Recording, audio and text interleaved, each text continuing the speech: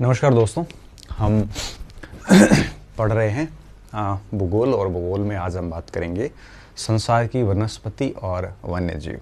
ठीक है, काफ़ी बड़ा टॉपिक है संसार की वनस्पति और वन्य जीव। तो यहाँ पे इस लेक्चर को हम दो भागों में बांट रहे हैं।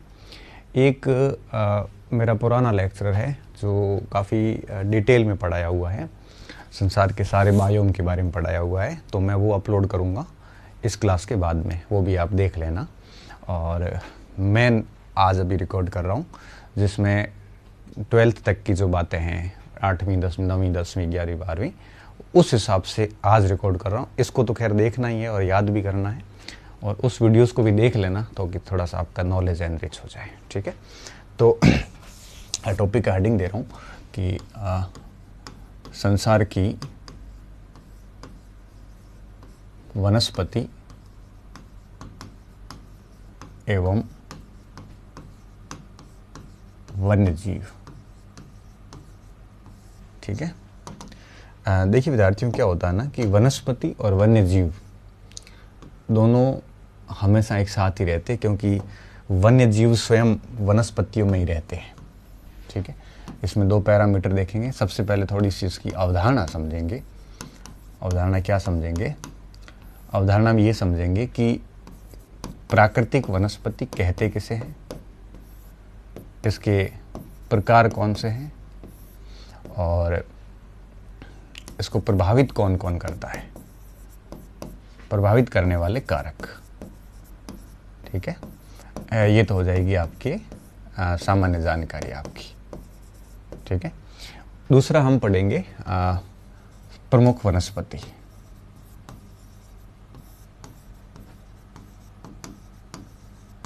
एवं वन्य जीवन, और एक देखेंगे हम संसार के प्रमुख बायोम।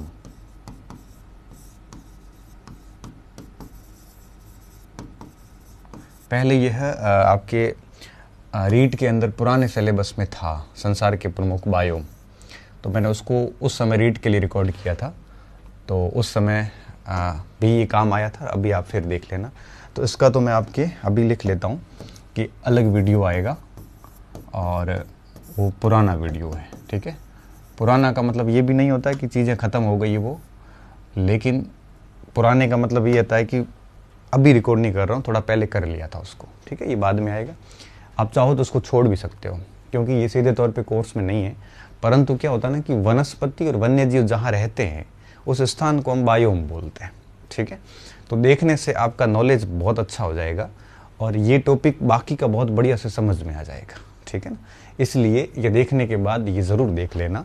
और ये मैं आज शुरू करता हूँ। ठीक है, तो सबसे पहले मैं लाऊंगा इसकी डेफिनेशन को कि प्राकृतिक वनस्पति कहते किसे हैं, प्रकार कौन कौन से हैं, और यह प्रभावित किस किस से होती है। ठीक है, हाँ, अब मैं बात लिखूं उससे पहले मैं समझा देता हूं कि नेचुरल वेजिटेशन होती क्या है। देखिए विद्यार्थियों, ऐसी वनस्पति जिसके विकास में मनुष्य का कोई योगदान नहीं होता, उसे हम प्राकृतिक वनस्पति कहते हैं।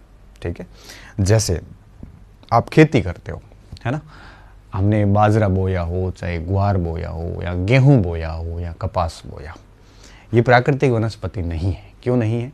क्योंकि पैदा भले ये धरती से हुए हो, लेकिन अगर मनुष्य का योगदान नहीं होता तो वो पौधे नहीं बन पाते।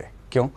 खाद डाला होगा, हमने बीज डाला होगा, हमने सिंचाई की होगी, हमने उसको टाइम पे काटा भी होगा, सारी चीज़ें करी होगी, तभी जाके वो विकसित हुई है। देखो, बिना मालिक के खेत थोड़ी उपजते हैं। तो वो जो फसलें जितनी भी है, ये प्राकृतिक वनस्पति नहीं है। क्यों? क्योंकि उसमें मनुष्य का थोड़ा बहुत ही सही बट योगदान होता है। लेकिन ऐसे वनस्पति जिसमें मनुष्य का कोई योगदान नहीं होता, उसे हम क्या कहते हैं? प्राकृतिक वनस्पति। अब जैसे हम खेत गए, खेत में हमारे यूँ कहिए खेजड़ी हो रही है, या आपके कई सारे और वनस्पति हो रही है, तो इसके निर्माण में हमारा विकास में कोई योगदान नहीं है। अपने आप विकसित हुए हैं, ये प्रकृति की शक्तियों से विकसित हुए। प्रकृति शक्तियाँ मतलब हवा, जल, सूर्य की किरणें, मृदा, इनसे विकसित हुए, हमसे नहीं हुए। तो ऐसी सारी वनस्पति प्राकृतिक वनस्पति कहलाती है। ठीक है, अब देश दुनिया में प्राकृतिक वनस्पति को हम 3 भागों में बांटते हैं। एक घने वन, एक घास फूस, एक कंटीली झाड़ियाँ, ठीक है। घने वन वहाँ होते हैं जहाँ तापमान भी बढ़िया होता है और बरसात भी बहुत अच्छी होती है। तो जहाँ भी तापमान अच्छा हो, क्योंकि बिना तापमान के पेड़ पौधे विकसित नहीं हो पाते, है ना। पेड़ पौधों को विकसित होने के लिए क्या चाहिए? सूर्य का तापमान तो चाहिए ही चाहिए, क्योंकि वो उसी से अपनी ऊर्जा प्राप्त करते हैं। और क्या चाहिए? और वर्षा चाहिए। और वर्षा अगर ठीक होगी, तापमान अच्छा होगा, तो फिर उस जगह वनस्पति बढ़िया हो जाती है, अच्छे खासे वन हो जाते हैं। तो हम देखते हैं ना 0 डिग्री के आसपास वन बहुत होते हैं, क्योंकि यहाँ तापमान भी बहुत होता है, वर्षा भी बहुत है। एक तो ये वन होते हैं। दूसरी घास होती है। घास वो होती है, वहाँ पे होती है जहाँ उसको या तो पूरा टेम्परेचर नहीं मिलता या वर्षा नहीं होती, कमी में फिर घास हो जाती है। तब क्या होता है, कई बड़े बड़े वृक्ष होते हैं ना, वो सूर्य की किरणों को नीचे आने ही नहीं देते। तो नीचे का जो क्षेत्र है वो यूं कहिए कि सूर्य की किरणों को प्राप्ति नहीं कर पाता, और इस कारण क्या होता है कि नीचे के पौधे विकसित नहीं हो पाते और वो घास बन जाती है। तो उसे हम घास बोलते हैं। घास हमेशा घने वनों के क्षेत्र में जनरली होती है, ठीक है ना। सवाना के मैदान हो, पंपास के हो, डाउन्स के हो, स्टेपीज हो, प्रेरीज हो, जितने भी घास के मैदान है ना, ये जनरली बड़े बड़े ऐसे घने क्षेत्र जहाँ बहुत बड़े बड़े वन है ना, वहाँ पे घास भी होती है। तीसरी होती है कंटीली झाड़ियाँ। झाड़ियाँ वहाँ होती है जहाँ पे बड़े बड़े वृक्ष तो नहीं होते, बारिश की कमी होती है ना, मरुस्थलीय क्षेत्र वगैरह है, वहाँ पे कंटीली झाड़ियाँ होती है। थोर है, खजूर है ना, ये कैर है, बबूल है, बोर है, ये सारे के सारे क्या कंटीली झाड़ियाँ होती है। तो नागफनी है, कैक्टस जिसे कहते हैं। तो इस 3 प्रकार की मोटे तौर पे वनस्पति हम देखने को मिलती है, ठीक है। और इस वनस्पति को प्रभावित कौन करता है? तो जैसे मैंने कहा आपको, इसको तापमान प्रभावित करता है, इसको वर्षा प्रभावित करती है, जलवायु वनस्पति को प्रभावित करती है, मिट्टी की मोटी परत भी वनस्पति को प्रभावित करती है ना। इस हिसाब से हम वनस्पति की परिभाषा लिखते हैं पहले। ऐसी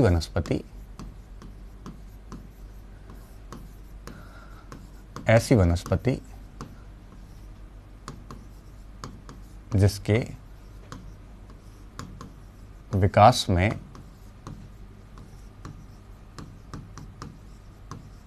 मनुष्य का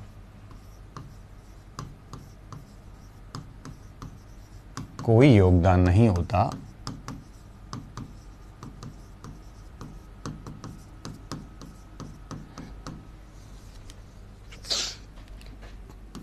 प्राकृतिक वनस्पति कहलाती है।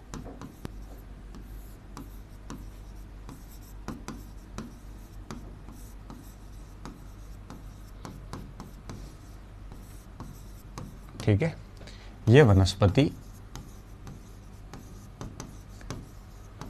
प्राकृतिक शक्तियों मतलब कोई भूत प्रेत से नहीं है। प्राकृतिक शक्ति का मतलब, या प्राकृतिक कारक लिख सकते हैं हम। प्राकृतिक कारकों, जैसे आप कह दो वायु, कह दो जल, कह दो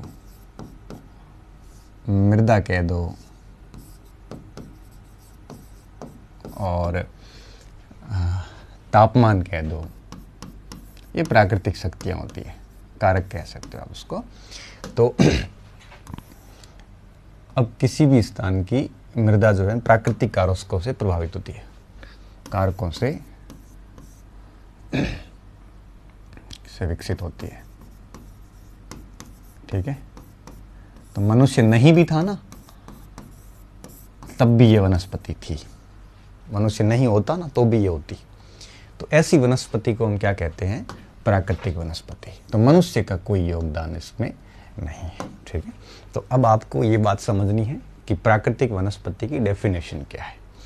अब आगे हम क्या कहते हैं कि अब आपको छांटने में कोई दिक्कत नहीं होगी, तो ऐसे पौधे आप ले लेना, खेती मत लेना इसमें। क्यों? क्योंकि खेती में मनुष्य का योगदान होता है, बाकी घास फूस वगैरह सब वनस्पति का हिस्सा हो जाता है। अब हम इस बात को थोड़ा और आगे बढ़ाते हैं कि किसी भी क्षेत्र की प्राकृतिक वनस्पति निम्न कारकों से प्रभावित होती है। जैसे सवाल कैसे आता है परीक्षा में कि निम्नलिखित में से कौन सा कारक किसी भी क्षेत्र की वनस्पति को प्रभावित करता है, ठीक है। तो इसको हम आगे बढ़ाते हैं कि किसी भी क्षेत्र की वनस्पति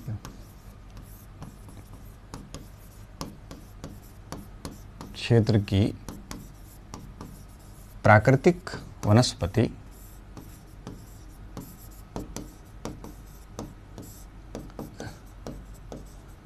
निम्न कारकों से प्रभावित होती है।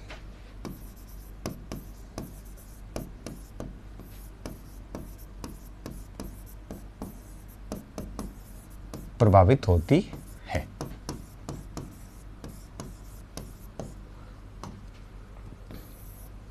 कई कारक होते हैं जिनसे ये प्रभावित होती है।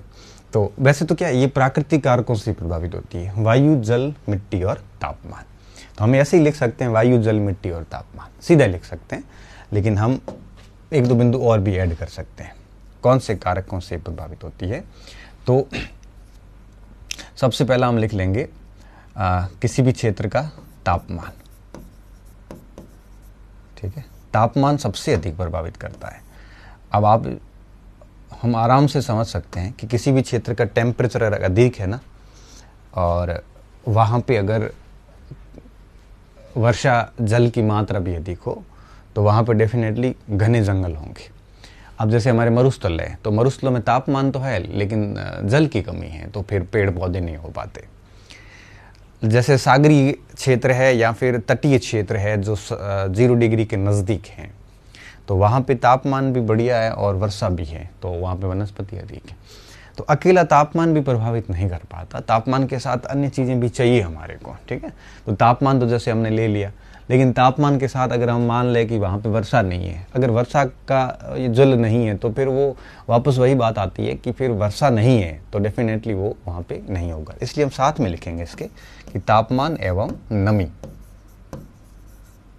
ठीक है, नमी का मतलब क्या हुआ, आर्द्रता, मतलब हवा में जल की मात्रा जिसे आप कह सकते हो। ठीक है, तो ये सबसे अधिक प्रभावित करता है। अकेला तापमान कोई काम का नहीं, अकेली नमी भी कोई काम की नहीं है, दोनों को साथ में रखना बहुत ज़रूरी होता है। तो तापमान और नमी है वो बहुत ज़्यादा प्रभावित करती है। अब देखो, किसी भी क्षेत्र की ढाल एवं मृदा की मोटाई भी प्रभावित करती है। कैसे? जैसे ढलान वाले क्षेत्र है, अब वहाँ पे अगर यूँ कहिए कि बहुत अधिक गहरी ढाल होती है तो वहाँ पे वनस्पति नहीं हो सकती, वहाँ पेड़ पौधा उगेगा नहीं। लेकिन अगर आसान ढाल होती है, स्लोप बहुत धीरे धीरे होता है, तो वहाँ पे पेड़ पौधे होते हैं। पहाड़ों पे जनरली हमें ऐसा देखने को मिलता है। और मृदा की मोटाई का मतलब ये है कि मृदा जो है उसकी मोटाई बहुत ज़्यादा हो, या ऐसा कहो कि यूँ कहिए कि काफ़ी चौड़ी मृदा हो, जिसकी सॉइल प्रोफाइल बहुत बढ़िया हो, तो वहाँ पे अच्छी खासी वनस्पति हो जाती है। लेकिन अगर मृदा पतली हो, कभी भी उड़ सकती हो, तो फिर उसका उपजाऊपन नहीं रहता, तो वहाँ पर भी आपके प्राकृतिक वनस्पति थोड़ी सी कमज़ोर पड़ जाती है। ठीक है, तो तापमान एवं नमी के साथ साथ में ढाल और मोटाई भी इसको है वो प्रभावित करती है। इसके साथ साथ में यूँ कहिए कि जैसे कोई भी क्षेत्र है, उस स्थल की ऊंचाई कैसी है वो बहुत इम्पोर्टेंट भी है। ठीक है,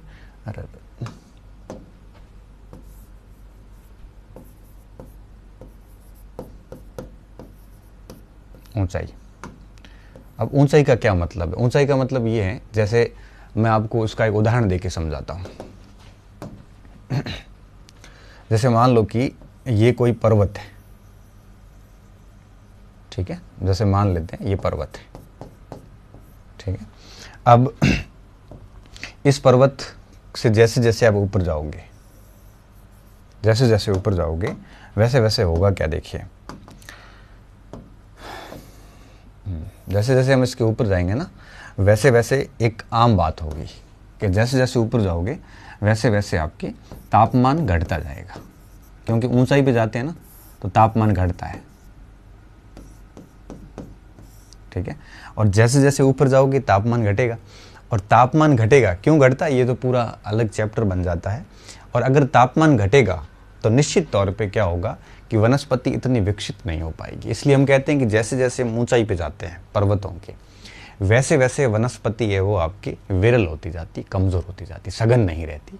और आप देखो कि पर्वत जो बहुत ऊंचे पर्वत है, हिमालय पर्वत वगैरह, ठेठ ऊपर जाओगे ना तब आप देखना घास फूस रह जाती है, अल्पाइन घास रह जाती है, और नीचे के भागों में बड़ी अच्छे खासे पौधे मिलते हैं हमारे को।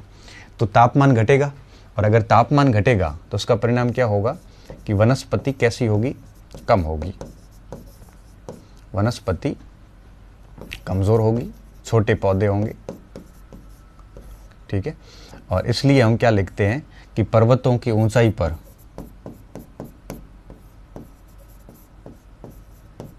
ऊंचाई पर घास रह जाती है या विरल वन रहते हैं।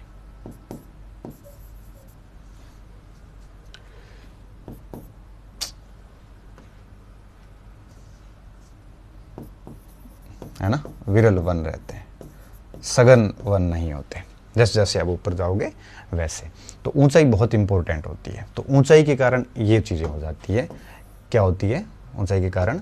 तो जैसे जैसे ऊंचाई पे जाओगे वैसे वैसे आपकी वनस्पति नहीं होगी। अब ध्रुवीय क्षेत्रों में जाओगे ना तो वहाँ पे आपकी टुंड्रा टाइप की घास रह जाती है, पेड़ पौधे नहीं रह जाते। हिमालय में भी आप लद्दाख के ऊपर जाओगे छोटी छोटी घास रहेगी। क्यों? क्योंकि जैसे जैसे पहाड़ों में ऊंचाई पे जाएंगे तापमान है वो घटता जाएगा। तापमान घटेगा तो वनस्पति विकसित नहीं हो पाती। तो ऊंचाई जो होती है ना विद्यार्थियों, ये भी हमारे इस प्राकृतिक वनस्पति को काफ़ी बड़ी मात्रा में प्रभावित करती है। इसलिए हम कहते हैं कि हिमालय की वनस्पति अलग रहती है और ये चीज़ें, ठीक है। क्यों? ऊंचाई के साथ में क्या होता है, जलवायु परिवर्तन हो जाती है, ठीक है। तो ये बात हमारे को ध्यान रखनी है। इसको इसके साथ ही लिख लेते हैं कि ऊंचाई के साथ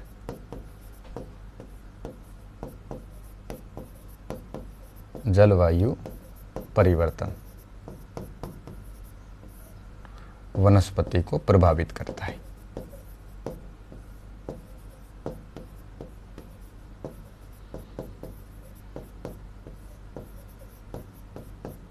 क्लियर? तो ये बात आपके समझ में आ गई होगी कि ऊंचाई के साथ में भी हमारे मानसून जो है जलवायु अलग हो जाती है और अलग जलवायु के कारण यहाँ पे वनस्पति प्रभावित हो जाती है, ठीक है। तो ये तीसरा बिंदु हो गया। चौथा हम और लिख सकते हैं लैंड स्थल स्वरूप। मरुस्थलों में अलग प्रकार की वनस्पति है, पठारों में अलग होती है, मैदानों में अलग होती है, पर्वतों में अलग होती है ना। तो ये भी चीज़ें प्रभावित करती है। तो अगला बिंदु मैं और लिख रहा हूँ, ये डोडोड्रोन फूल है जो हिमालय में पाया जाता है, इसके साथ ही हम लिख लेते हैं। और क्या क्या लिखता है देखो,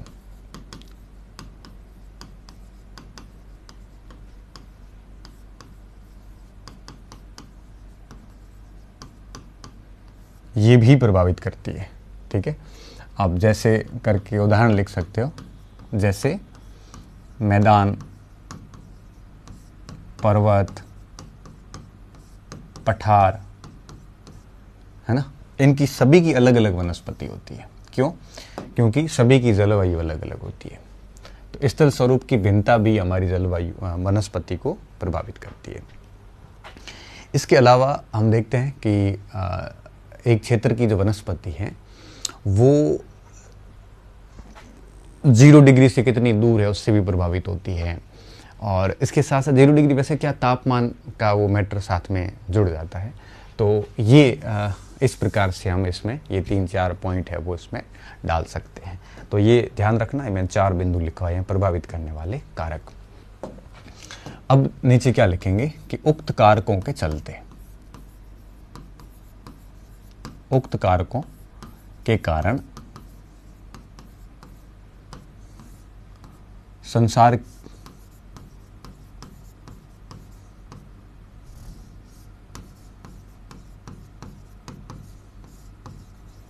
की वनस्पति की निम्न श्रेणियां हैं कि निम्न श्रेणियां हैं, ठीक है। अब कौन कौन सी श्रेणियां हैं तो देखो, ये रोडोडेड्रोन जिसे बोलते हैं, हिमालय के फूल है, हिमालय में पाया जाने वाला फूल है, ठीक है। झाड़ी है वैसे ये। तो कई श्रेणियां हैं, जैसे एक होगा वन, फॉरेस्ट जिसे हम कह सकते हैं, ठीक है। वन का क्या मतलब है? ठीक है, वन का मतलब होता है आपके उन पेड़ पौधों से जो आपके किसी क्षेत्र विशेष में पाए जाते हैं। और ये जनरली ऐसे वृक्ष होते हैं वन जहाँ पे आपके वृक्षों के लिए उपयुक्त तापमान हो, वर्षा हो वहाँ पे, और यहाँ पे सघन और खुले वन है वो विकसित होते हैं, ठीक है। ऐसे क्षेत्र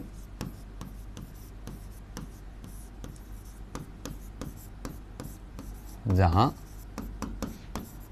पर्याप्त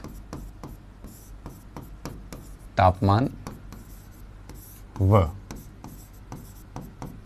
वर्षा हो वहां घने वृक्ष विकसित होते हैं।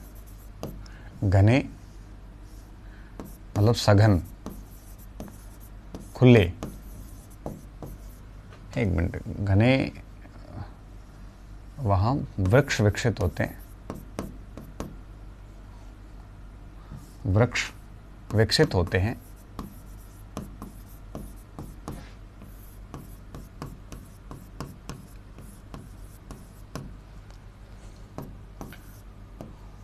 उन क्षेत्रों को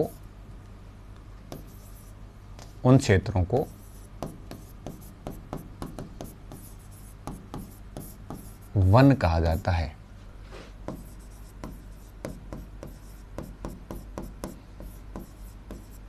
ठीक है, तो वनों के अंदर वृक्ष भी आ जाते हैं, वन भी आ जाती है, झाड़ी भी आ जाती है। ठीक है, तो सब आ जाता है इसमें। तो हम ऐसे कह सकते हैं, देखो, वृक्ष प्लस घास प्लस झाड़ियां बराबर वन। ठीक है, तो वन के अंदर आपके सभी प्रकार की बातें आ जाती है। तो वन किसे कहते हैं? जहां पे वृक्ष भी हो, घास भी हो, झाड़ियां हो, उसे हम वन कहते हैं। ठीक है, तो उक्त कारणों के चलते कई श्रेणियां बनती हैं। तो ये अलग अलग लिख सकते हैं हम, घास लिख सकते हैं, अलग से वृक्ष लिख सकते हैं, और झाड़ियां लिख सकते हैं। ठीक है, तो ये सारी बातें इसमें आ जाती है। ये तो हो गए वन। दूसरा आता है आपके झाड़ियां, घास। अपन ये आगे अलग अलग करके सभी को लिखेंगे, अभी इसमें केवल एक वन ही लिखेंगे। ठीक है, तो इसको थोड़ा सा आप देख लेना। अब हम आगे बढ़ते हैं और अब हम क्या करने वाले हैं, एक एक बिंदु को समझने वाले हैं। दुनिया में कौन कौन से वनस्पति पाई जाती है, तो अब हम इस पे आएंगे कि प्रमुख वनस्पति कौन सी। इसको तो हमने लिख लिया, परिभाषा लिख ली, प्रकार लिख ली। प्रकार में वही घास फूस वगैरह, वन वृक्ष, सब प्रभावित करने वाले कारक हमने देख लिए। अब हम देखते हैं कि प्राकृतिक वनस्पति है कौन कौन सी और इसमें कौन कौन से वन्य जीव पाए जाते हैं। ठीक है, तो एक एक को हम है वो समझना शुरू करते हैं। हेडिंग देते हैं विश्व की प्रमुख प्राकृतिक वनस्पति। यह अपन ऐसे करते हैं, अच्छा यहीं से शुरू करते हैं। ठीक है, हेडिंग क्या देंगे? प्रमुख प्राकृतिक वनस्पति, विश्व की प्रमुख प्राकृतिक वनस्पति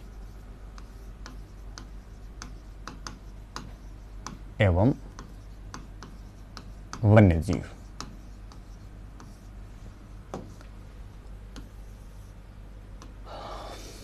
ठीक है, अब सबसे पहली, जैसा कि आप नाम देख रहे हो, उष्णकटिबंधीय सदाबहार वन। ठीक है, मैं एक एक को समझाऊंगा आपको, आप चिंता ना करें, बस समझते जाएं, सारी चीजें आपको समझ में आएगी। उष्णकटिबंध बंधीय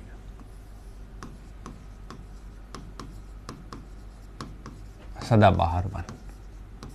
ठीक है, ट्रॉपिकल एवरग्रीन फॉरेस्ट आप इसको कह सकते हो। क्या कहते हैं इसको? ट्रॉपिकल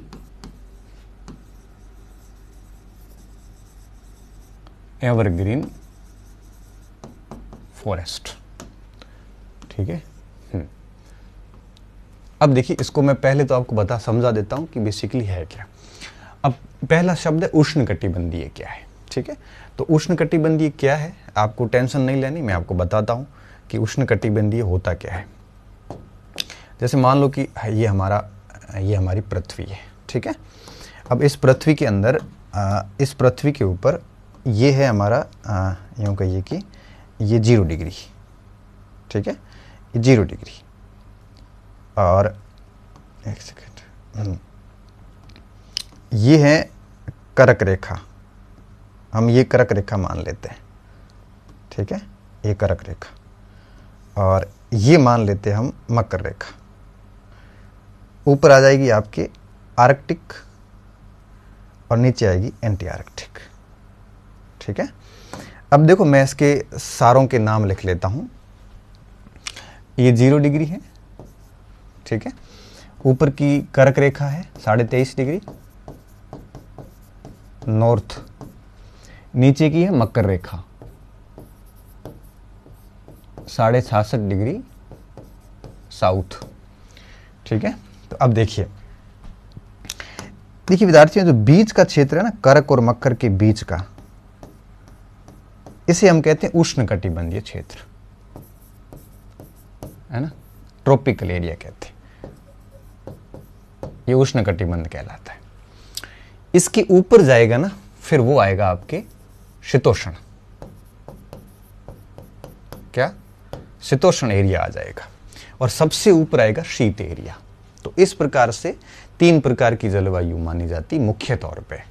कर्क और मकर के बीच में उष्ण कटिबंध, कर्क और मकर के दोनों तरफ बाहर चले जाते हैं तो शीतोष्ण, और सबसे ऊपर चली जाती शीत जलवायु। ठीक है, तो 23.5 डिग्री से 23.5 डिग्री के बीच की जो जलवायु है उसे कहते हैं उष्ण कटिबंधीय सदाबहार वन। अब देखिए इसकी पहली विशेषता क्या याद रखनी है। अब ये ऐसे वन हैं जो कर्क और मकर रेखा के बीच के क्षेत्रों में पाए जाते हैं, ये बात आपको पहली याद रखनी है। क्या याद रखनी है कि ऐसे क्षेत्र, अब इस मैप को ही आप देख लो भले, ठीक है, इसमें मैं आपको बहुत ठीक से बता देता हूँ कि ये जो एरिया है ना, ये एरिया, ये उष्णकटिबंध क्षेत्र है, और इसके बीच में जितने भी पौधे पाए जाते हैं, ये सारे के सारे जो पौधे हैं विद्यार्थियों, ये पौधे हैं किसके हैं, ये पौधे हैं सारे आपके ये यहाँ तक, एक ये और दूसरा आपके यहाँ पे, ये कौन से वन पाए जाएंगे यहाँ पे, ये बीच का जो इलाका है पूरा, ये उष्णकटिबंधीय वन पाए जाते हैं। ठीक है, अब देखिए तीसरा नाम एक और, अब इनके बीच में पाए जाते हैं शीतोष्ण, इधर भी और नीचे भी, और सबसे ऊपर पाए जाते हैं आपके शीत वन, जो ठंडे प्रदेशों के। ठीक है, ये थोड़े कम ठंडे हैं, ये बहुत गर्म प्रदेश है। तो उष्ण कटिबंध, शीतोष्ण कटिबंध और शीत कटिबंध, आप इसको ऐसे मान सकते हैं। ठीक है, लगभग शीतोष्ण हो जाएगा 66 डिग्री के 70 डिग्री तक का आसपास का। ठीक है, और इसके ऊपर का मामला है वो चला जाता है शीत कटिबंध में। ठीक है, तो इस बात को आपको याद रखना है। तो यहाँ पे कौन सी वनस्पति शीतोष्ण, यहाँ पे उष्ण, और सबसे ऊपर कौन सी शीत वनस्पति पाई जाती है। अब देखो हमने क्या नाम लिखा है, एक मिनट इसको मैं ऊपर कर लेता हूँ, चलो यही है, ठीक है ये, हाँ, हमने क्या नाम लिखा है, हमने नाम लिखा है उष्ण कटिबंधीय। मतलब ये कौन से क्षेत्र में पाई जाती है, कर्क रेखा और मकर रेखा के बीच के एरिया में कौन सी वनस्पति है, उष्ण कटिबंधीय। नाम समझ में आ गया। दूसरा शब्द को, अब आपसे मैं अगर ये सवाल करूं कि बच्चों ये बताओ कि उष्ण कटिबंधीय वनस्पति जो है ये भारत के कौन से राज्यों में होगी, तो आप ध्यान रखना, आप कश्मीर मत बताना। क्यों? क्योंकि वो थोड़ा ऊपर है, हालांकि हिमालय में कुछ क्षेत्रों में है वैसे, लेकिन वो उष्ण कटिबंध नहीं, फिर वो शीतोष्ण हो जाता है। ठीक है ना, यूपी बिहार मत बताओ। उष्ण का नाम आएगा तब आप कर्क रेखा के दक्षिण में चले जाओ और दक्षिणी भारत पूरे का ही नाम बता दो। ठीक है, अब बात आती दूसरा सदाबहार का क्या मतलब है। सदाबहार का सीधा सा मतलब ये होता है जो सदा हरे रहो, जो सदा हरे रहते हैं उन्हें हम सदाबहार कहते हैं। साल भर पौधा अगर हरा रहे तो सदाबहार, और साल के कुछ महीने अगर वो वन शुष्क हो जाते हैं, पत्ते गिरा देते हैं, तो फिर वो आपके पर्णपाती होते हैं। ठीक है, तो सदाबहार और पर्णपाती में बड़ा फर्क है। फर्क क्या है, सदाबहार साल भर हरे रहते हैं, और जो पर्णपाती होते हैं ना, वो साल के कुछ महीनों तक आपके पत्ते गिरा देते हैं। जैसे अपन पर्णपाती बोलते हैं, पर्ण यानी पत्ता, पाती यानी गिराना, ये कह दो आप। ठीक है, वो पर्णपाती वन होते हैं। सदाबहार कैसे होते हैं, जो साल भर हरे रहते हैं। साल भर हरे रहने का मतलब क्या हुआ यहाँ पे, क्या आपको ये लगता है कि कोई पौधा वर्ष भर अपने पत्ते नहीं गिराता हो? ऐसा हो सकता है? कभी नहीं। पौधा, हर एक पौधा अपने पत्ते गिराने की उसकी फिक्स एक समय होता है। अधिकांश पौधे मार्च अप्रैल में पत्ते गिराते हैं, फरवरी मार्च अप्रैल के अंदर, है ना, पर्णपाती ऋतु बोलते थे हम तो उसको। तो फिर ये सदा हरे कैसे रहते हैं? हरे इसलिए रहते हैं कि यहाँ वर्षा अधिक होती है, तापमान भी अधिक होता है, और इस कारण यहाँ पे पौधों वृक्षों की इतनी अधिक प्रजातियाँ होती है कि हर प्रजाति का पत्ते गिराने का समय अलग अलग होता है। कोई फरवरी मार्च में गिराता है, कोई मई जून में गिराता है, कोई जुलाई अगस्त में गिराता है, और इस कारण साल भर वन हरे रहते हैं। वृक्ष सूखता है लेकिन वन हरे रहते हैं। क्यों? क्योंकि वनों में कई वृक्षों की प्रजातियां होती है। तो सदाबहार वनों में वृक्षों की प्रजातियां इतनी अधिक होती है कि सभी का आपके पत्ते गिराने का समय अलग अलग होता है। तो अब मान लो कि 200 प्रजातियां हैं, 200 में से 20 प्रजातियां जनवरी में पत्ते गिराती है, तो 80 तो हरी रहेगी, तो वन तो हरे दिखेंगे। फरवरी में दूसरे 20 और पत्ते गिराते हैं, तो क्या फर्क पड़ता है, 60 तो फिर भी हरे हैं। मार्च में 2 से तीसरे 20 और करेंगे तो जनवरी वालों के वापस पत्ते आ जाएंगे और फिर 60 और हो जाएंगे। अप्रैल में कोई और 20 पौधे पत्ते गिराते हैं, तो कहने का मतलब है कि 80 पौधे फिर हरे रहेंगे। तो इससे क्या होता है कि साल भर वो हरे दिखते हैं। ठीक है, तो साल भर हरे दिखते हैं, इसलिए हम इसको सदाबहार कहते हैं। तो उष्ण कटिबंधीय क्षेत्रों में पाए जाने वाले ऐसे वन जो वर्ष भर अपने पौधे वृक्ष जो है अपने पत्ते नहीं गिराते हैं, या यूं कहिए कि हरे दिखते हैं, उन्हें हम उष्ण कटिबंधीय सदाबहार वन कहते हैं। क्लियर? अब ये कहाँ होंगे? तो आप सीधा कह सकते हो सदाबहार है तो निश्चित तौर पे ये वहीं पे होंगे जहाँ पे आपके बहुत ज़्यादा वर्षा हो और तापमान भी अधिक हो। हम भारत की बात करें तो पश्चिमी घाट है, या भारत का उत्तर पूर्वी एरिया है, मेघालय, चेरापूंजी मासीराम है, अंडमान निकोबार है, यहाँ पे ये वन होंगे। क्यों होंगे? केरल वगैरह है। क्यों? क्योंकि यहाँ पे वर्षा बहुत अधिक होती है, वर्ष भर होती है, और तापमान भी अधिक होता है। इस कारण यहाँ पे पौधों की इतनी वैरायटीज़ है कि कभी भी यहाँ पे सूखापन देखने को नहीं मिलता। इसलिए यहाँ पे उष्णकटिबंधीय सदाबहार वन पाए जाते हैं। ठीक है, अब इसको हम लिखते हैं। अब पहली परिभाषा हम इसमें क्या लिखेंगे उष्णकटिबंधीय की? सबसे पहली बात, एक मिनट, अब इसको अपन है ना ऐसे, ये तो मैंने देखो आदर्श आइडियल माना है, थोड़ा सा ऊपर भी जाता है। ऐसा नहीं कि 23.5 पे खत्म हो जाएगा, इसको हम 30-35 डिग्री तक ले सकते हैं। ठीक है, ऋतुओं के अनुसार ये चीज़ें चेंज होती रहती है। अब मैं इसकी परिभाषा लिख रहा हूं कि ऐसे क्षेत्र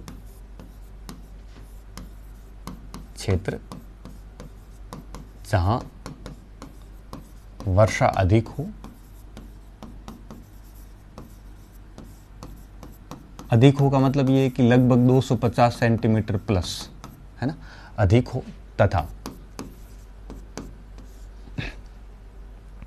वर्ष भर हो,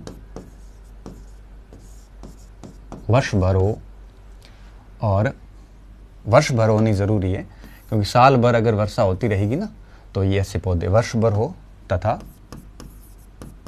तापमान भी औसतन अधिक हो, औसतन अधिक हो। अधिक का मतलब यहाँ पे क्या होगा, कोई 25-27 डिग्री सेल्सियस। ठीक है, ये कोई आप ऐसे बहुत ज़्यादा रटने की आवश्यकता नहीं, सामान्य मान लो तापमान अधिक हो उन क्षेत्रों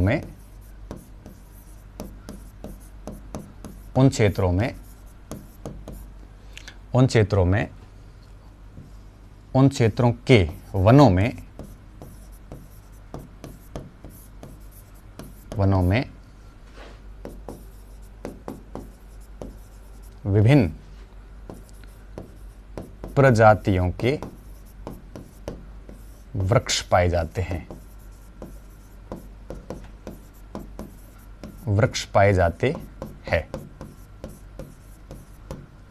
ठीक है, विभिन्न प्रजातियों के वृक्ष पाए जाते हैं।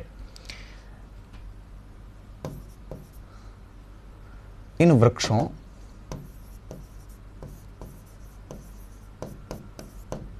वृक्षों के पत्ते गिराने की अवधि अलग अलग होती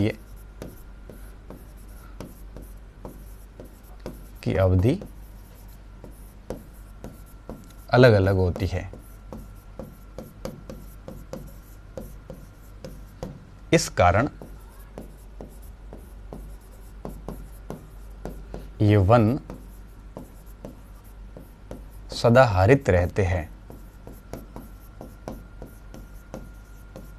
अब मान लेते हैं कि जैसे हमारा राजस्थान है ना, अब राजस्थान में मान लो 5 वैरायटी के पौधे हैं और पांचों एक साथ पत्तियां गिराते हो, तो फिर सदाहरित तो नहीं हुए। एक साल के 4 महीने तो उन्होंने वृक्षों ने पत्तियां गिरा दी, 4 महीने वो शुष्क दिखते हैं, तो फिर उसको अपन ये सदाबहार नहीं कह सकते, है ना। तो इस चीज़ का ध्यान रखना है कि इस अधिक वर्षा और तापमान के कारण क्या होता है, वृक्षों की विभिन्न प्रजातियां पाई जाती है, और वृक्ष जब अधिक प्रजातियों के हो ना, तो सभी के पत्ते गिराने की अवधि अलग अलग होती है। तो वृक्ष पत्तियां भी गिराते हैं, परंतु वन हरे रहते हैं, क्योंकि सभी की अलग अलग अवधि होती है। कोई मई में गिराता है, कोई जून में गिराता है, कोई जनवरी में, कोई फरवरी में। सदा हरित रहते हैं, इसलिए इनको सदाबहार वन कहा जाता है। हाँ, इसलिए इनको सदाबहार वन कहा जाता है।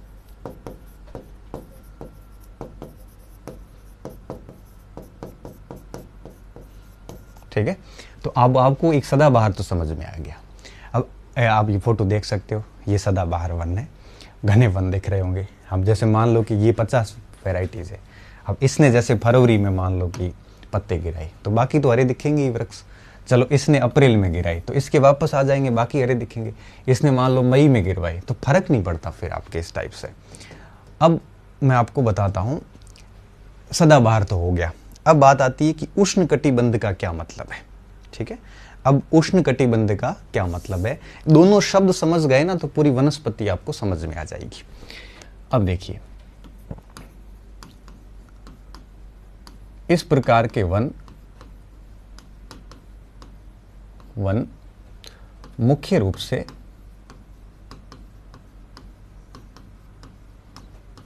से भूमध्य रेखा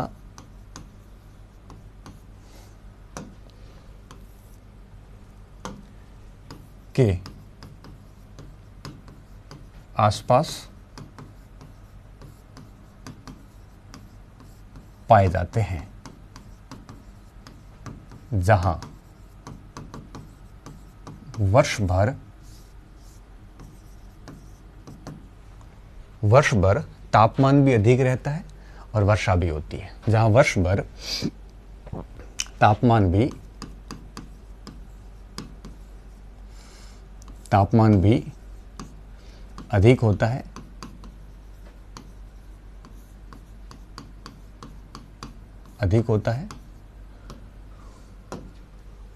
तापमान भी अधिक होता है और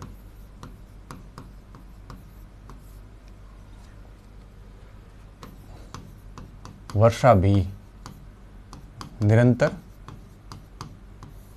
व पर्याप्त मात्रा में होती है।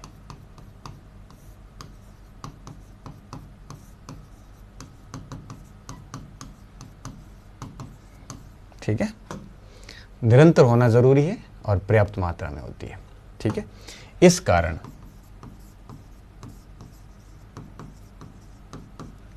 इन्हें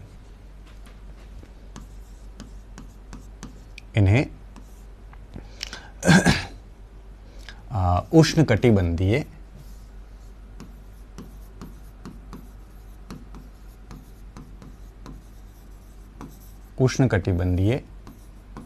वर्षावन भी कहते हैं।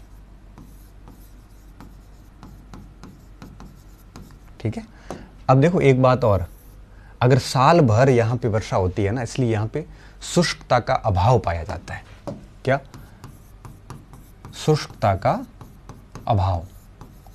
अगर वर्षा होती है तो शुष्कता नहीं आएगी, इस वजह से यहां पे पर्याप्त ये वन होते हैं। तो उष्णकटिबंधीय वर्षा वन का क्या मतलब हुआ, उष्णकटिबंध के क्षेत्रों में ये पाए जाते हैं। ठीक है, एक बात तो आपको ये ध्यान रखनी है इसमें। अब एक सबसे खास बात देखिए विद्यार्थियों, इसकी एक सबसे मजे की बात ये है कि इतने घने होते हैं कि प्रकाश की किरणें भीतर नहीं जा पाती। आप देखिए, अब इसमें से अगर कोई जमीन पे बैठा व्यक्ति है ना, तो उसको किरणें वहां तक नहीं पहुंच पाती। तो इतने घने होते हैं ना कि अंदर तक किरणें नहीं पहुंच पाती। इस वजह से इसके अंदर जो घास है ना, वो विकसित नहीं हो पाती, क्यों? क्योंकि किरणें अंदर नहीं आ पाती। इसलिए कहते हैं कि सदाबहार वन जितने भी होते हैं ना, उस क्षेत्र के नीचे के भागों में घास विकसित हो जाती है, क्योंकि सूर्य की किरणें जो है वो अत्यधिक धूप में भी नीचे नहीं पहुंच पाती। तो इन क्षेत्रों में, उष्णकटिबंधीय वर्षा वन क्षेत्रों में कई घास के मैदान भी विकसित हुए। ठीक है, तो ये बात भी हम यहाँ पे लिखेंगे। इन वन क्षेत्रों में, इन वन क्षेत्रों में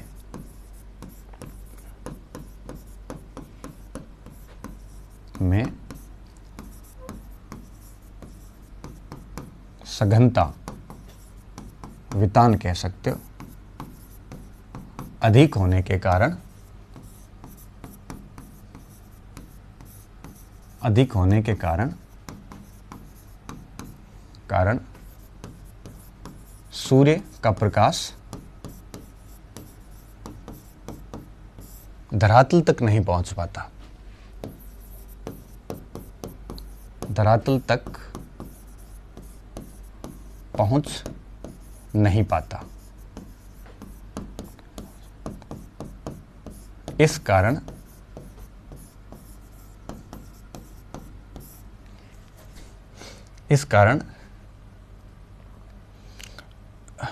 इन क्षेत्रों में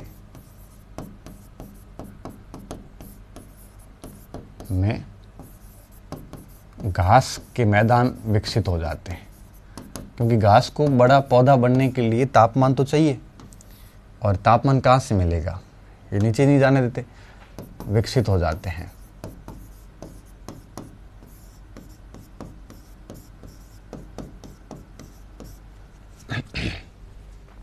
घास के मैदान विकसित हो जाते हैं।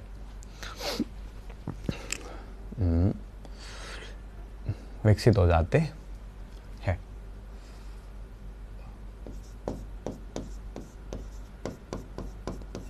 ठीक है,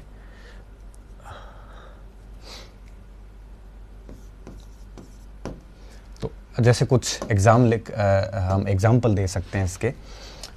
जैसे मैं आपको बताऊं, सवाना, अफ्रीका। कहाँ पे है? पूर्वी अफ्रीका। और कंपोस, ब्राजील। ठीक है, और लानोस, वेनेजुएला।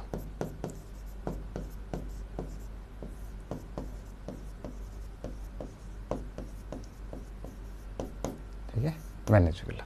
अब ये उष्णकटिबंधीय घास के मैदान है। ठीक है, भूमध्य रेखा के दोनों ओर पाए जाते हैं। ये मध्यम वर्षा यहाँ पे होती है, तापमान कम हो जाता है यहाँ पे, और लगभग 3 से 4 मीटर तक की इनकी जो है वो सामान्य ऊंचाई हमारे को देखने को मिलती है। ठीक है, यहाँ पर फिर हाथी, जिब्रा, जिराफ, हिरण, तेंदुआ, ऐसे कई सारे जानवर भी यहाँ पे पाए जाते हैं। ठीक है, तो इसमें हम क्या लिखेंगे कि ये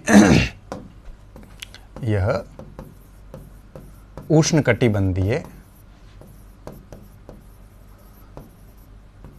घास के मैदान है। कई बार आता है कौन सा शीतोष्ण घास का मैदान है, कौन सा उष्णकटिबंधीय है। तो उष्णकटिबंधीय 3 है। ठीक है, घास के मैदान है।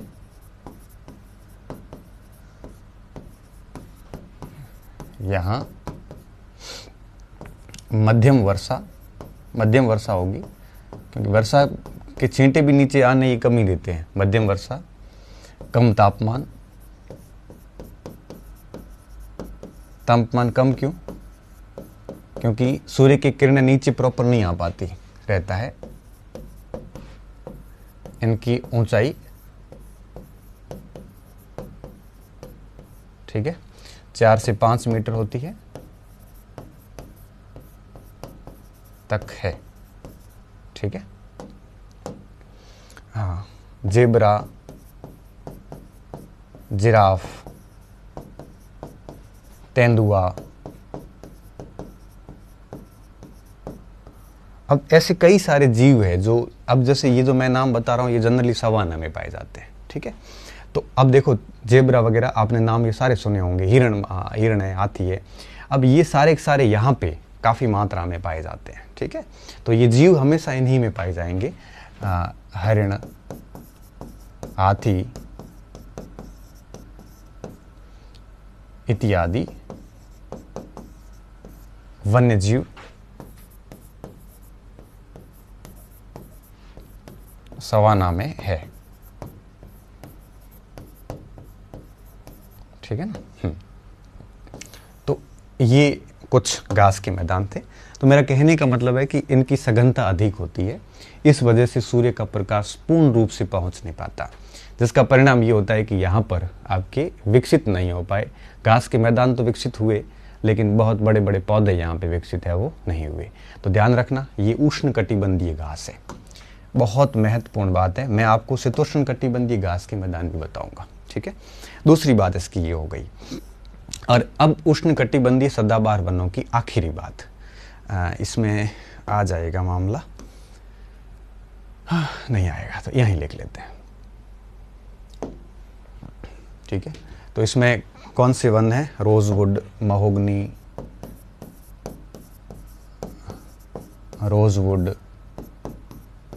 महोगनी, अबुनस,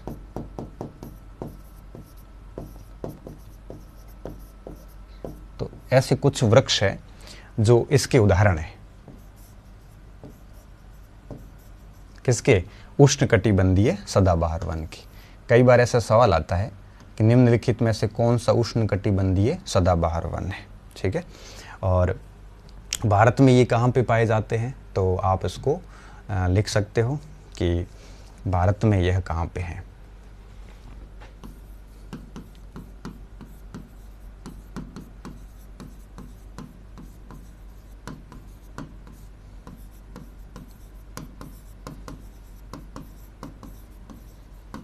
तो भारत में ये कहाँ पे है? देखो, भारत की बात करें तो यह आपके पश्चिमी घाट का पश्चिमी भाग, केरल लिख लो आप, कर्नाटक का एरिया आ जाएगा, महाराष्ट्र वगैरह सब आ जाएंगी। उत्तर पूर्वी हिमालय, पश्चिमी हिमालय कह सकते हो, पूर्वी हिमालय कह सकते हो। अंडमान निकोबार,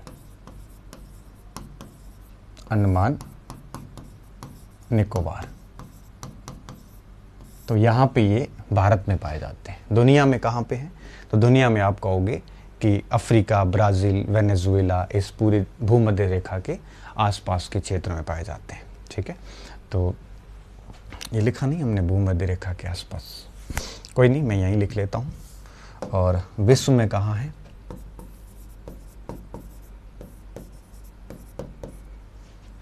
विश्व में है यह आपके 0 डिग्री, मतलब भूमध्य रेखा के आसपास।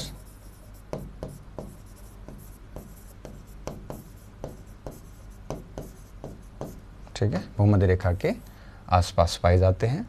और भूमध्य रेखा अब अफ्रीका में सभी में होके गुजरती है। ठीक है, तो ज़्यादा दिमाग खराब करने की आवश्यकता नहीं, इतना ध्यान रख लेना, ये अपने आप में काफ़ी महत्वपूर्ण है। ठीक है, तो ये हो गया यहाँ पे।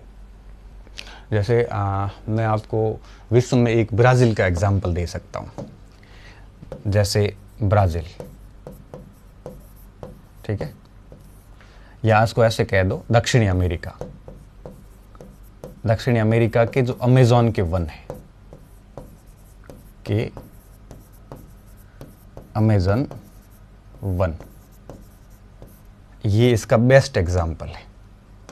किसका? इन वनों का। ठीक है, ये वन दुनिया के सबसे सघन वन है, सर्वाधिक सघन वन है ये।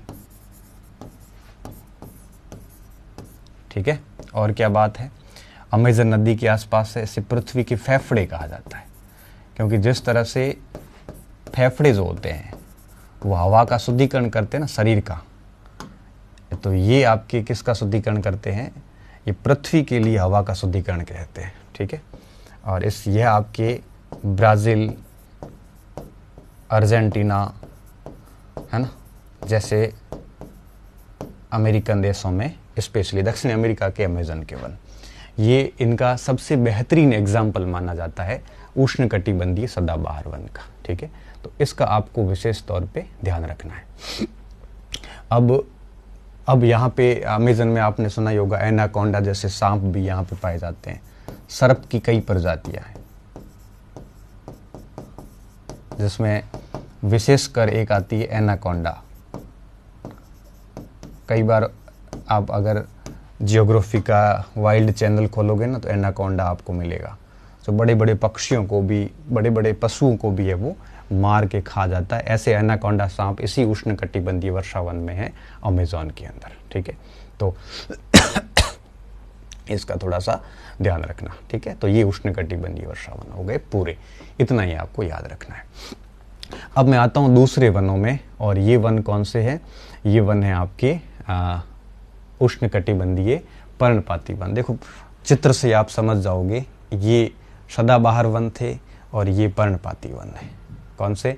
पर्णपाती वन है, जिसमें पौधे अपने पत्तियां गिरा देते। यहाँ पे पौधों की अधिक प्रजातियां नहीं होती, कम प्रजातियां होती हैं। और इस वजह से क्या होता है कि यहाँ पे कम प्रजातियां होने के कारण हर साल एक साथ ही पौधे अपनी पत्तियां गिरा देते हैं। ठीक है, तो थोड़ा सा अब इसको देख लेते हैं। उष्णकटिबंधीय पर्णपाती वन ये है दूसरे नंबर पे।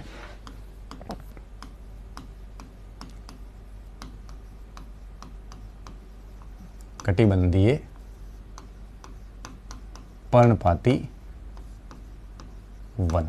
ठीक है, ये सारे फोटो एनसीईआरटी के हैं, और मैं बस थोड़ा सा इसका एनरिच कर रहा हूँ, इसको थोड़ा सा एक्स्ट्रा बता रहा हूँ आपको। तो वापस वही ट्रॉपिकल डेसिडियस फॉरेस्ट। ठीक है, भारत में सबसे अधिक यही वन है। अब इसकी खास बात क्या है? क्षेत्र तो सेम ही है जो सदाबहार वाला ही है, फर्क सिर्फ इतना है कि इन क्षेत्रों में वर्षा उतनी नहीं होती जितनी कि सदाबहार में होती है।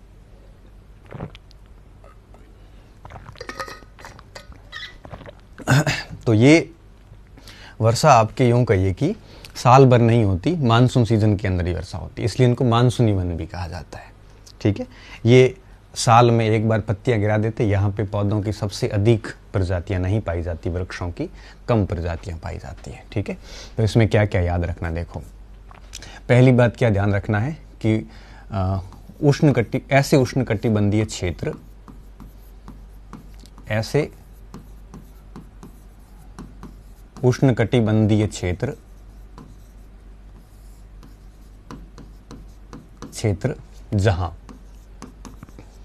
जहां वर्षा केवल मानसूनी सीजन में ही हो,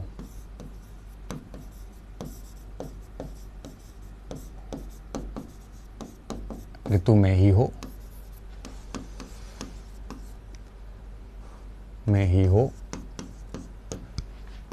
और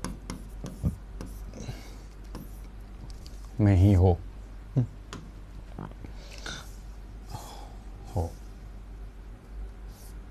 और कम मात्रा में हो। कम मात्रा का क्या मतलब है? कम मात्रा का मतलब है लगभग 100 से 200 सेंटीमीटर। ठीक है, केवल मानसून का मतलब ये मत लेना कि सर सर्दियों में तो कभी कभी आती है, वो ठीक है, सर्दियों में कभी कभी आती है तो ठीक है, कोई बात नहीं, लेकिन मोस्टली सारी वर्षा मानसून से ही होती है, साल भर नहीं होती। बाकी उष्णकटिबंधीय सदाबहार वन समुद्रों के इतने नज़दीक होते हैं कि वहाँ वर्ष भर वर्षा चलती है। वर्ष भर वर्षा चलती है तो पौधों की कई वेराइटीज़ होती है। यहाँ पे क्या होता है, पानी की ऑलरेडी कमी होती है, तो क्या करता पौधा क्या करता है कि पानी की कमी होती है तो वो अपने पत्ते गिरा देता है ताकि वो जल संरक्षण कर सके और साल भर उस पौधे को जल मिलता रहे। सारे पत्ते होंगे तो निश्चित रूप से पानी ज़्यादा चाहिए होगा उसको, लेकिन पौधा कितना समझदार है कि वो कुछ पत्ते गिरा देता है ताकि पानी की कम ज़रूरत रहेगी उसको, और कम ज़रूरत रहेगी तो वो धीरे धीरे अगले मानसून तक आराम से सर्वाइव कर पाएगा। अगर यहाँ वर्षा अधिक होती तो ये पौधे पत्ते नहीं गिराते, ठीक है, और कम गिराते। तो यहाँ पे ये समस्या रहती है कि जल की कमी होती है और कम मात्रा में वर्षा केवल मानसून ऋतु में होती है में ही हो और कम मात्रा में हो।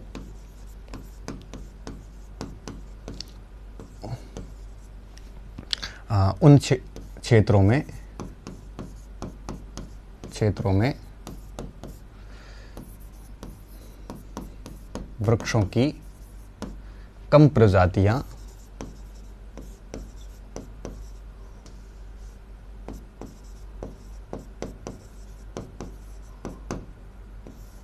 विकसित होती है।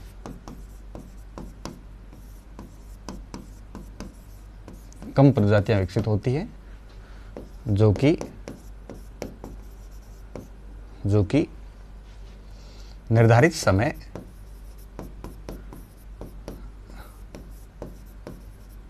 अपने पत्ते गिरा देती है। पत्ते गिरा देती है, ठीक है। इस कारण इन्हें पर्णपाती वन कहते हैं। पर्णपाती वन कहते हैं। पर्णपाती वन कहते हैं, ठीक है। पत्ते गिरा देते हैं।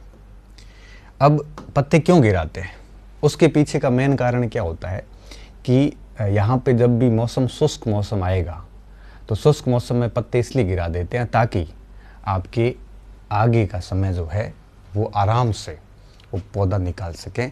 और जल ऑलरेडी कम होता है, तो जल संरक्षण का सबसे बेस्ट एग्जाम्पल होता है। मैं इसको अगली स्लाइड में लिख रहा हूँ, ठीक है।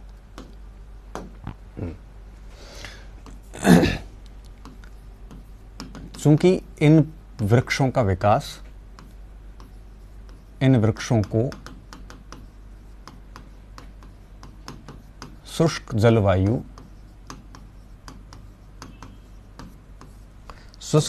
मतलब होता है जल की कमी,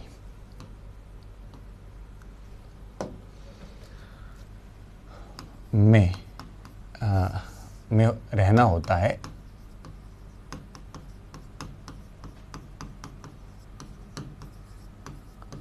इसलिए जल की कमी रहती है। जल की कमी रहती है। इस कमी को संतुलित करने के लिए इस कमी को संतुलित कर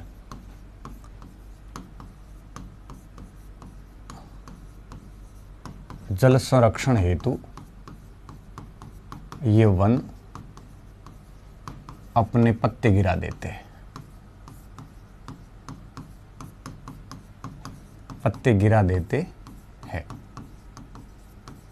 ठीक है। पत्ते गिरा देते हैं। भारत में सबसे अधिक यही वन है। भारत में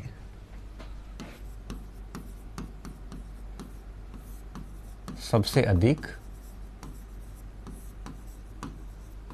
यही वन है, ठीक है। अब आप है ना, इसको एक पॉइंट हम और ऐड कर सकते हैं। इन्हें मानसूनी वन भी कहा जाता है। क्यों? क्योंकि मानसूनी वर्षा पर ही निर्भर होते हैं। इन्हें मानसूनी वन भी कहा जाता है।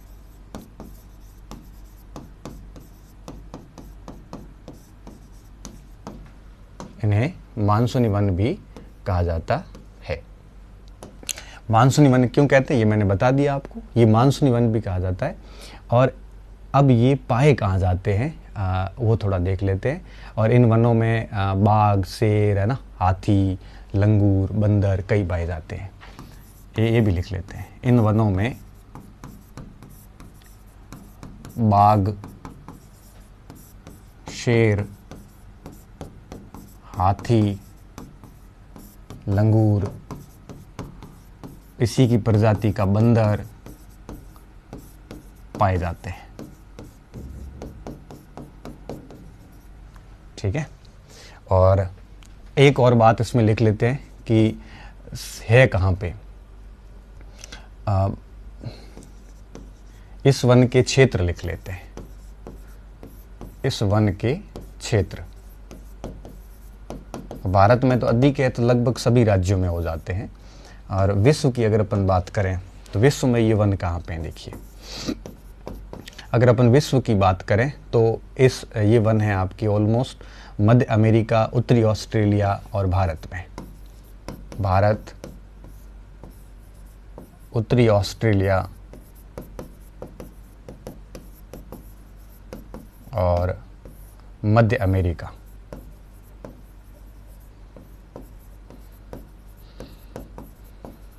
ठीक है, भारत में मैं आपको मैप से समझाता हूँ। ये हमारा मैप है, ठीक है। तो ये ऑस्ट्रेलिया का जो भाग है ये हो गया, ये भारत और ये इलाका हो गया, ठीक है। मध्य अमेरिका का ये इलाका हो गया, और यहाँ पे भी ये इस प्रकार के वन हैं, ट्रॉपिकल डेसिडियस फॉरेस्ट हम उसको बोल सकते हैं। तो इस प्रकार के ये वन यहाँ पे पाए जाते हैं, अफ्रीका के बीच में भी पाए जाते हैं। तो इस पूरी पट्टी के अंदर ये है, देख सकते हो आप यहाँ पे, ठीक है। कुछ और भी नाम हम ऐड कर सकते हैं, कहाँ गया, मध्य अफ्रीका लिख सकते हो आप,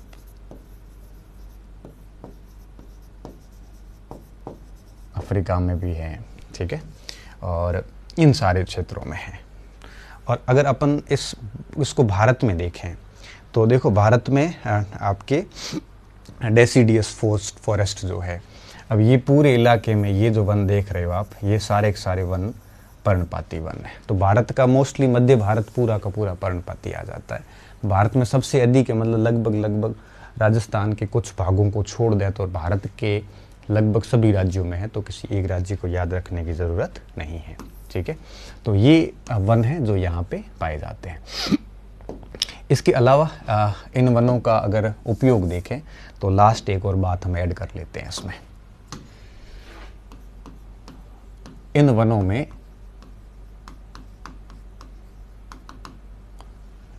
में क्या कौन से वृक्ष पाए जाते हैं, थोड़ा सा ये देख लेते हैं। अब इन वनों के वृक्षों की मैं बात करूं तो इसमें सबसे अधिक है आपके साल, सागवान, है ना, और साल, सागवान, शीशम और नीम, ठीक है। ये क्या दृढ़ काष्ठ है। दृढ़ काष्ठ का मतलब हो गया कि इनकी लकड़ी बड़ी मजबूत होती है, और इसकी वजह से यह आपके फर्नीचर हो, चाहे वो आपके यातायात और निर्माण सामग्री में इनका यूज़ किया जाता है, ठीक है। ये उक्त वृक्ष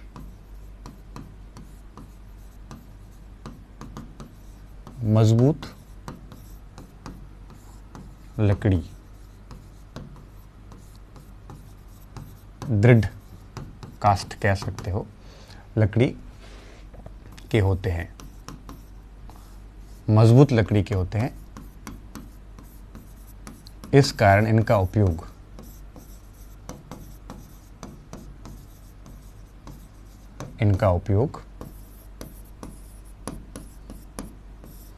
फर्नीचर, यातायात और भी निर्माण सामग्री आता है। मतलब पहले जो ट्रेन पटरियां जो होती थी ना, उस लकड़ी की पटरियां बनती थी। निर्माण सामग्री में इनका उपयोग होता है, तो इसको खूब काटा गया, इनका उपयोग होता है।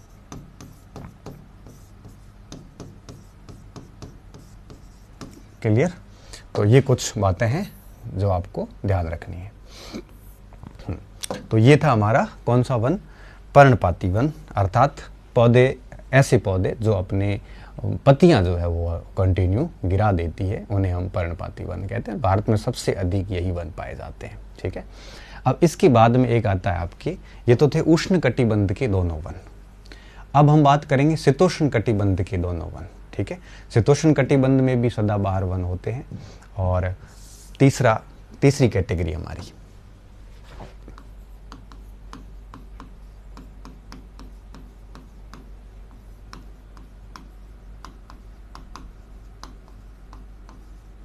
सदाबहार वन, इंग्लिश में कहूं तो टेम्परेट एवरग्रीन फॉरेस्ट, ठीक है। अब इसको हम आगे पढ़ेंगे नेक्स्ट क्लास में, और नेक्स्ट क्लास में इस वर्णों को हम पूरा कर देंगे। ठीक है, बहुत बहुत धन्यवाद विद्यार्थियों, अच्छे रहिए, मस्त रहिए और पढ़ते